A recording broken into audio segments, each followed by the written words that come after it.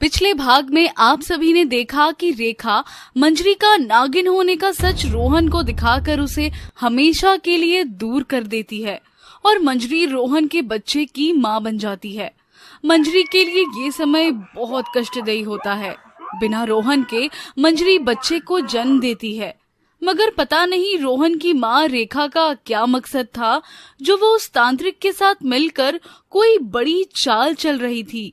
आगे की कहानी जानने के लिए देखिए बिन बियाई नागिन माँ का आज का एपिसोड। अब मैं कहाँ ढूंढूं मंजरी को? वो बेचारी कहाँ गई होगी? मैं भी गुस्से में उसे अकेला छोड़ गया और अब देखो ये लोग कितनी गंदी बातें कर रहे हैं मेरी मंजरी के लिए। और तभी रोहन को जंगल का रास्ता दिखता है। थोड़ी देर नदी किनारे जाकर बैठ जाता हूँ, वहीं जहाँ मैं और मंजरी गए थे। और रोहन नदी के पास जाकर उदास बैठा होता है। तभी अचानक से उस पर म्याऊ कूद जाती है। अरे ये तो मंजरी की बिल्ली म्याऊ है। कैसी हो म्याऊ? मैं अच्छी हूँ, तुम कैसे हो रोहन? अरे तुम तो बोल भी सकती हो मेरी प्यारी म्याऊ। बस अब मंजरी भी मिल जाती तो। इतने में म्याऊ उछलकर भाग जाती है और मंजरी के पास जाकर उसके कपड़े पकड़कर खींचने लगती है। अरे बदमाश, कहाँ लेकर जा रही है मुझे? रुक जा तो, मुन्ना अकेला है। म्याऊ, तू कहाँ लेकर जा रही है? और म्याऊ मंजरी को चीख कर नदी किनारे ले आती है। तू बहुत शैतान हो गई है। तभी रोहन को मंजरी की आवाज सुनाई देती है और वो पलटता है। मंजरी और रोहन एक दूसरे को देखते हैं। म्याऊ, मैं कुछ नहीं देख रही, तुम दोनों मिल लो। मंजरी, रोहन। और दोनों आगे बिना कुछ बोले ही रोते हुए गले लग जाते हैं। रोहन, तुम कहाँ चले गए थे मुझे अकेला छोड़कर? वो मंजरी मैं डर गया था क्योंकि तुम एक नागिन हो। और रोहन मंजरी को सारी बात बताता है। रोहन, मुझसे एक बार पूछा तो होता। मैं कोई जहरीली नागिन नहीं हूँ जो तुम्हें ही निगल जाती। मगर मंजरी, अगर तुम एक नागिन हो तो गांव में ऐसा जीवन क्यों जी रही थी और मेरे यहाँ काम करने की क्या जरूरत पड़ गई थी? रोहन, मैं नागिन जरूर हूँ, मगर मैंने अपनी शक्तियों का कभी गलत इस्तेमाल नहीं किया था। मैं जब नागलोक से पृथ्वी लोक पर आई थी, मैंने तभी निश्चय कर लिया था कि मैं एक आम इंसान वाली जिंदगी जीऊंगी। माँ बाबा के जाने के बाद इस गांव ने ही तो मुझे इतना प्यार दिया है। मंजरी, पर गांव वाले कह रहे थे कि तुम माँ बन गई हो और पता नहीं क्या क्या बोले। मुझे तो समझ नहीं आया, पर मुझे अच्छा लगा कि तुम जीवन में आगे बढ़ गई हो। मंजरी कुछ नहीं बोलती। और रोहन, क्या तुमने शादी कर ली? मंजरी, तुम्हारे जाने के बाद भी मैं तुमसे उतना ही प्यार करता रहा। खैर, अब क्या फायदा, तुम खुश रहो बस। हाँ, मैं खुश हूँ रोहन, हमारे बच्चे के साथ। क्या, हमारा बच्चा? हाँ रोहन, उस रात जब बारिश हो रही थी तो हम दोनों के बीच में जो प्यार हुआ था उसी की निशानी है ये हमारा बच्चा। तुम्हारे जाने के बाद एक यही तो है जिसके लिए मैं जिंदा हूँ। और मंजरी रोने लगती है। रोहन उसे गले लगा लेता है। मुझे भी मिलना है हमारे बच्चे से। हाँ, वो झोपड़ी में सो रहा है, बहुत शैतान है वो। मंजरी का बच्चा सो रहा होता है कि तभी पीछे से वही दुष्ट तांत्रिक उस बच्चे के पास आ जाता है। बच्चा उसे देखता रहता है।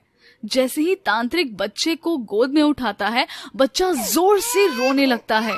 अरे मुन्ना क्यों रो रहा है? देख कर आती हूँ। और म्याऊ जैसे ही अंदर आ जाती है, देखती है कि तांत्रिक के हाथ में बच्चा होता है। म्याऊ को गुस्सा आता है और वो उछलकर तांत्रिक की आंख पर मारती है, जिससे उसकी आंख से खून बहने लगता है। तांत्रिक भी म्याऊ को मारता है तो म्याऊ को बहुत तेज दर्द होने से वो चिल्लाती है म्याऊ। और तांत्रिक मंजरी का बच्चा लेकर भाग जाता है। मंजरी म्याऊ की आवाज सुनती है।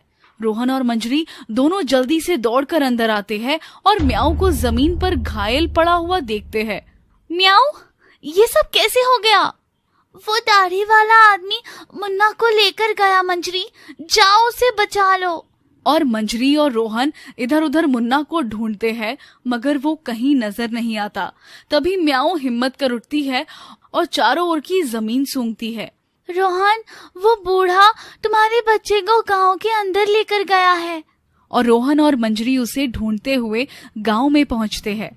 तांत्रिक बच्चे को लेकर रोहन के ही घर गया था। मंजरी और रोहन भी वहां जाते हैं और छिपकर देखते हैं कि तांत्रिक ने मंजरी के बच्चे को जमीन पर रखकर उसकी चारों ओर गोला बना रखा था और उस गोले के पास काली शॉल वाली औरत खड़ी थी जिसका मुंह ढका हुआ था और उसके हाथ में एक धार वाली तेज तलवार थी। जो कहानी यहाँ शुरू हुई, आज उसे खत्म भी यही करेंगे। रोहन, ये हमारे बच्चे को मार रहे हैं। रोहन, पर ये रूपा कहाँ चली गई? ये नजर नहीं आ रही है। रूपा को बाद में देखना, पहले हमें अपना बच्चा बचाना है। रोहन। और मंजरी को ये देख बहुत तेज गुस्सा आ जाता है। वो तुरंत एक विशाल नागिन के रूप में आ जाती है जिसका आधा शरीर इंसान का होता है। रुक जा पापी, तुम दोनों क्या मेरे बच्चे को नुकसान पहुंचाओगे? तुम्हारा नाश तो अब मैं करूंगी। तभी तांत्रिक मंत्रों से बच्चे के चारों ओर आग जला देता है। जैसे ही आग जलती है, मंजरी अपने जीभ से फूंक मारकर उसे बुझा देती है। मूर्ख नागिन, तू मेरी शक्तियों को नहीं जानती है। बेवकूफ तांत्रिक, तू एक नागिन की शक्ति को नहीं जानता है, और ऐसी नागिन जो एक माँ है उसका बच्चा उठा के लाया है तू। मैं अब तुझे जिंदा नहीं छोड़ूंगी। और मंजरी गुस्से में पूंछ से तांत्रिक का सारा सामान इधर उधर फेंक देती है और तांत्रिक को पूंछ में पकड़कर ऊपर उठा लेती है और इधर उधर पटकने लगती है। मुझे बचाओ, कोई तो बचाओ। मैं कुछ नहीं करूँगा, मैं हार मानता हूँ, मुझे छोड़ दो। ये तुम क्या बकवास कर रहे हो? लड़ो इस नागिन से। तुमने मुझसे वादा किया था। वादा?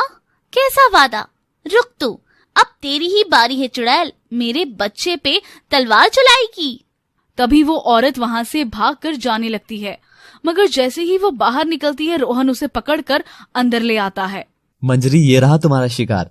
रोहन, तू यहाँ कैसे आया? तुम मुझे कैसे जानती हो पापी औरत? हाँ, इसी ने मुझे सब करने को कहा था। इसे मार डालो। कौन है तू? बता।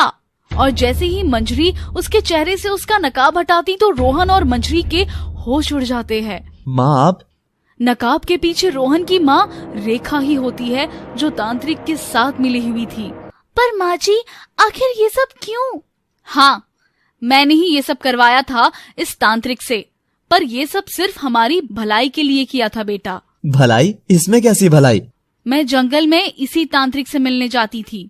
बाबा, मुझे आगे चलकर मेरी माँ की तरह बीमार नहीं होना। मैं चाहती हूँ कि मैं हमेशा जवान ही रहूं और रोहन के साथ ऐसे ही रहूं। हो जाएगा। इसके लिए तुम्हें एक बिन ब्याही नागिन माँ के बच्चे की बलि देनी होगी। इससे तुम हमेशा के लिए जवान रहोगी और बदले में मैं नागिन की सभी शक्तियाँ ले लूंगा। मगर बिन ब्याही नागिन का बच्चा मैं कहाँ से लाऊंगी बाबा? चिंता मत करो, वो नागिन तुम्हारे आसपास ही है। और फिर मैं ही थी जो मंजरी को जानबूझकर तुम्हारी जिंदगी में लेकर आई। मैं चाहती थी कि तुम दोनों बहुत करीब आ जाओ। और फिर मैंने उस दिन मंजरी को जंगल में नागिन बनते देखा तो मैं समझ गई कि मंजिल अब दूर नहीं है। और वो सब क्या था जो आपने हमें घर से निकाला था? वो सब एक नाटक था ताकि तुम दोनों साथ वक्त बिताओ और मंजरी के अंदर तुम्हारा बच्चा हो। मैंने ही जानबूझकर रोहन को तुमसे दूर किया था ताकि इस बच्चे की बलि देने में हमें आसानी हो। ये सुन रोहन बहुत गुस्सा होता है। छी माँ, मेरी माँ इतनी गंदी हरकत कर सकती है? मैंने सोचा भी नहीं था। इस मासूम की जान लेने जा रही थी आप। मुझे माफ कर दो बच्चों, मैं ताकत के लालच में अंधी हो गई थी। मगर रोहन नाराज ही रहता है। तभी मंजरी का बेटा उठकर आता है। रोहन, देखो, हमारा बच्चा आज पहली बार चलने लगा है। और मुन्ना आकर रोहन के पांव से लिपट जाता है। बाबा। बच्चे के मुंह से पहले शब्द सुनकर मंजरी और रोहन खुशी से गले लगते हैं और रोहन बच्चे को गोद में उठा लेता है। तभी पीछे से रूपा भी आ जाती है। क्या हो रहा है यहाँ? और आप सब कब आए? रोहन, ये लड़की कौन है? ये मेरी पत्नी है मंजरी, और ये हमारा बच्चा है। पर तुम कहाँ चली गई थी? मैं तो तुम्ही को ढूंढने चली गई थी। आओ मंजरी, अब घर चलते हैं, अपने घर। माँ जी, चलिए घर चलते हैं। जो हुआ उसे भूल जाओ। नहीं बेटा, मुझे पश्चाताप करना है। मेरा आशीर्वाद तुम दोनों के साथ है। अब से मैं यहीं जंगल में रहूंगी। और रोहन और मंजरी म्याऊ और मुन्ने के साथ खुशी खुशी चले जाते हैं। और उस दिन के बाद से उस गांव को फिर से कभी बिन बियाई माँ का गांव नहीं बुलाया गया। ऐसे ही और भी दिलचस्प कहानी देखने के लिए देखते रहिए और याद रखें कि जितना प्यार आप हमारे चैनल को देंगे उससे कई गुना ज्यादा जोश से हम आने वाली कहानियां लेकर आएंगे। Thanks for watching.